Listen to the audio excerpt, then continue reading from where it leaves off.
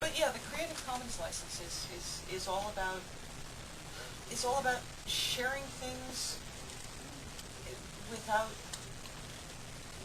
I mean, the idea is that if you share cool things with people, you don't necessarily take profits away from the author. And a lot of people are finding that, in fact, it benefits the author because more people know about the author's work and more people seek them out and buy copies because, well, you like to have the book, you know, it's a book, you really like that. And so people like Cory Doctorow and John Scalzi are finding that it works very well for them to make the book available online under a sort of a fair use, do not profit from this license. So. Yeah, and somebody was asking about a possibility of a large print edition, and the publisher has no plans for that. But by putting it out there, it means that people who've got computer access, you know, can create their own large print edition. So I like that. Yes? Sure. Could you talk a little bit about writing and rewriting and rewriting? What kind of an experience is that as you re-examine what you do and change it? Well, that was an interesting one to have in front of me while I did that because I started this book 3 times. The first time I wrote a third of the book that was kind of a romp. Decided that was the wrong thing to do, went back and started over and wrote a book that was so grim that people who, my beta readers at the time said, for God's sake, let these people have some fun. Got about a third of the way into that version and had to scrap that one too, which is part of why it took so long to do this one, because I wrote the first third of a book 3 times. I usually write very slowly, and so to some extent I'm revising as I go.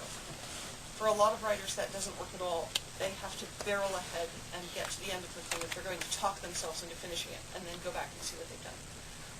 I tend to kind of think about things, examine them as I go, and just so that I've got a feeling that I really know what it is that I'm basing the next piece on. But I do a lot of revision. This book I did a whole lot of revision because I really wanted it to have. It's set in the Sonoran Desert, and I wanted it to have some of that spareness, some of that precision of there's nothing here except what needs to be here.